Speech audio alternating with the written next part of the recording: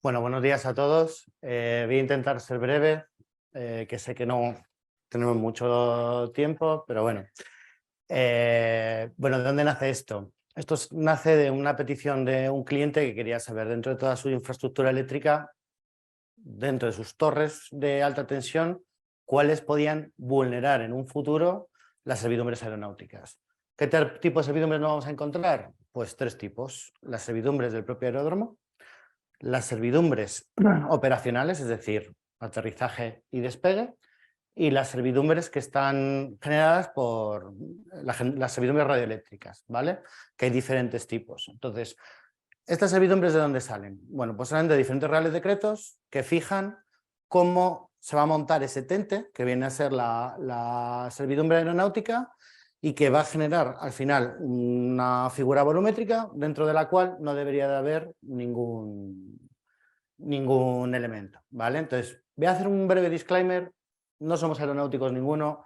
El director de unidad de aeronáutica no ha querido venir, así que nos ha dejado el marrón a nosotros, ¿vale? Entonces, bueno, vamos a intentar explicarlo lo mejor posible, pero las preguntas a lo mejor las tengo que responder por email, ¿vale?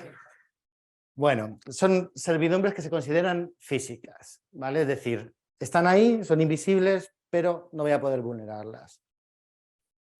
Como os comentaba, los tres tipos de servidumbres que tenemos: aeródromo, radioeléctricas y aeronaves, ¿vale?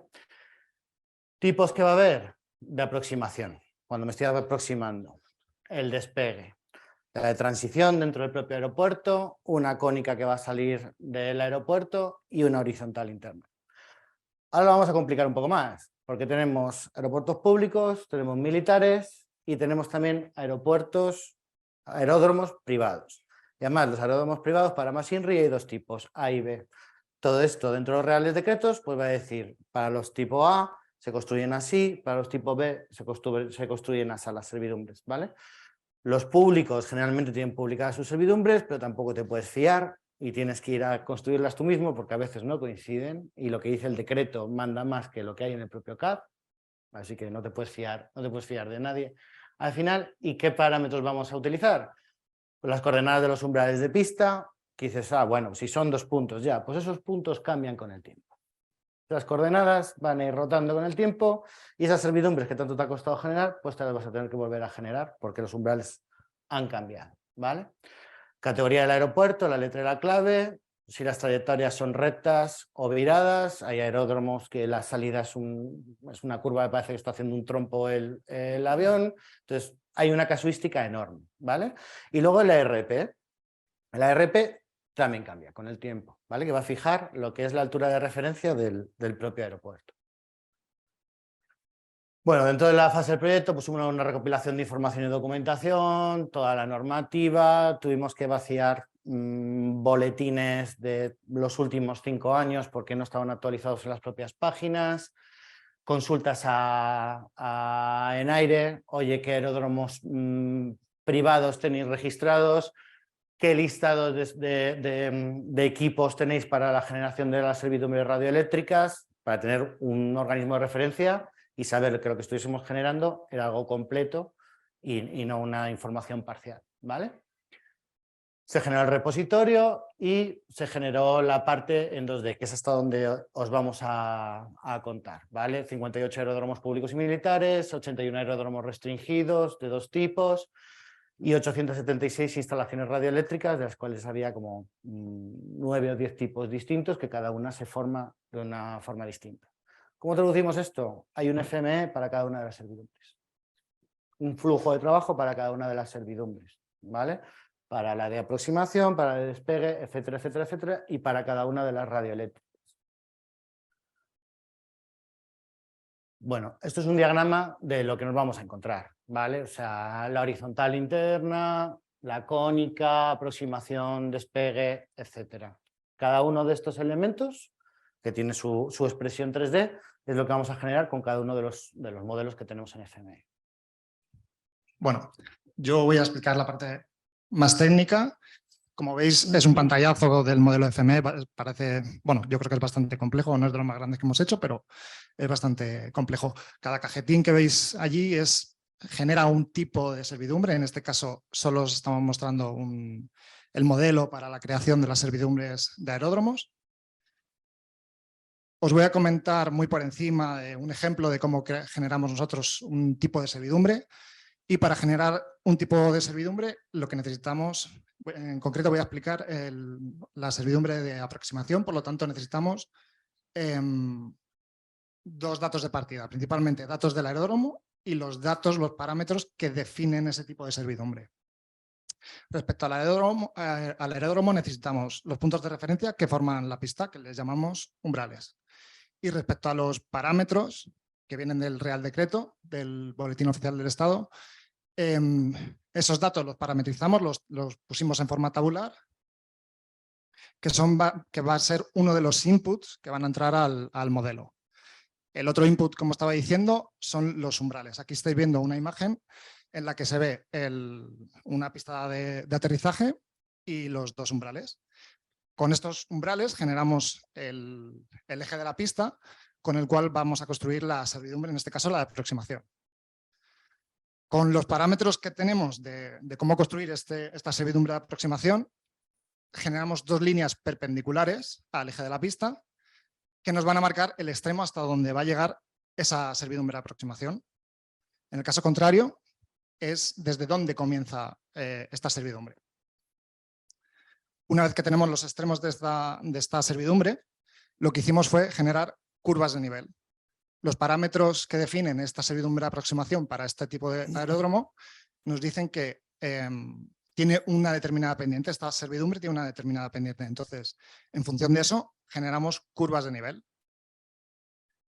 Además, también sabemos que respecto al límite que tiene esta servidumbre de aproximación, tiene un ancho determinado, tanto en el inicio como en el fin. Con eso creamos lo que denominamos la envolvente de la servidumbre y el paso siguiente es recortar. Nos quedamos solo con las curvas de nivel que están dentro de esta servidumbre. Bueno, y este es el global de lo que sería un aeropuerto, en este caso no sé cuál es, pero es un aeropuerto y es como se representan las servidumbres de aproximación. Vemos aquí la cónica, la horizontal interna, la servidumbre de aproximación, que es la que estaba mostrando anteriormente, y la de despegue, la de salida.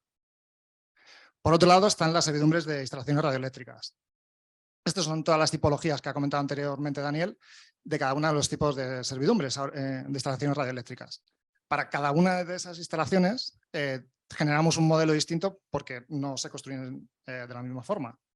Para construirlas necesitamos, dependiendo del tipo de servidumbre, el tipo de servidumbre. Este es un ejemplo de un radar en un aeropuerto, en el de Alicante.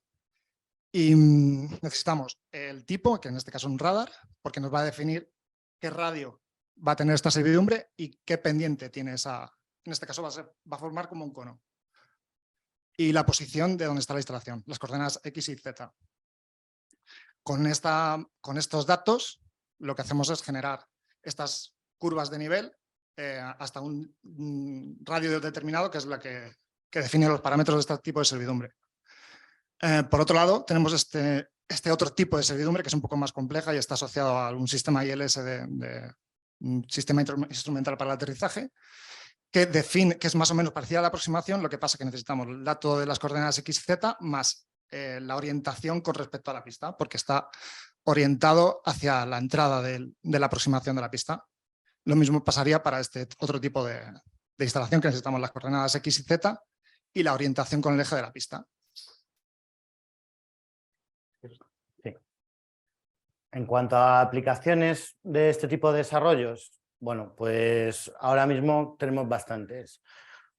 Un estudio de edificación, por ejemplo. Quiero levantar una planta más en un edificio. Generalmente eres tú el que le va a mandar los datos a la ESA y la ESA te va a decir que no. Pero si tú quieres esperar el trámite, puedes hacer este estudio. Un edificio aislado o la cantidad que se quiera, ¿vale?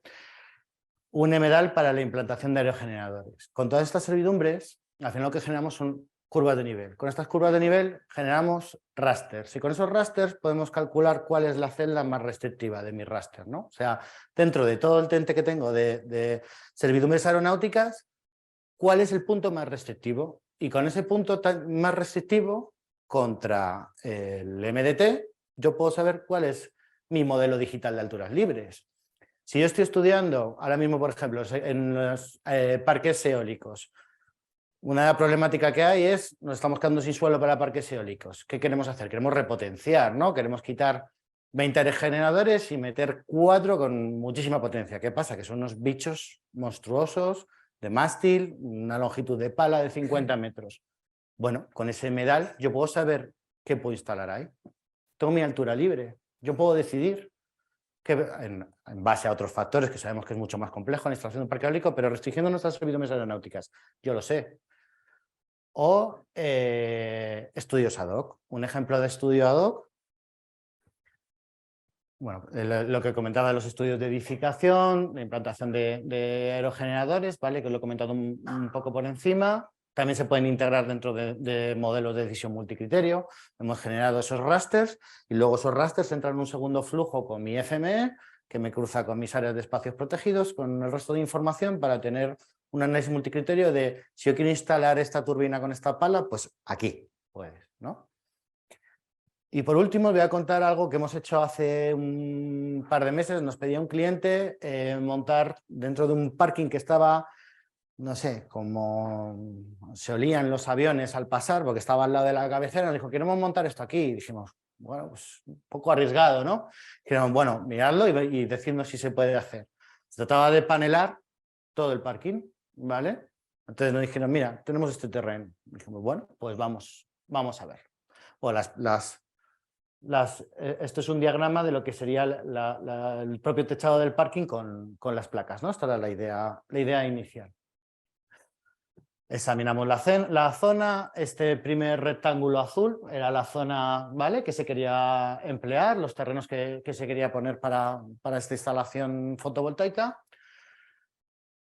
Como se puede ver, está totalmente cubierto por lo que son áreas de servidumbres, o sea, prácticamente todos los círculos que veis ahí son diferentes servidumbres que están ahí aplicando en la zona. Se hizo un modelo digital del terreno, se integró con las servidumbres, se sacaron las curvas de nivel. La zona roja, en teoría, te dice que ahí no puedes hacer nada, a no ser que te autorice la ESA, ¿vale? Ahí no se puede tocar. Entonces nos dijeron, bueno, ¿y qué podemos hacer? Dijimos, pues podemos calcularos qué movimiento de tierras tenéis que hacer, si queréis rebajar eso para poder hacer la instalación, ¿no?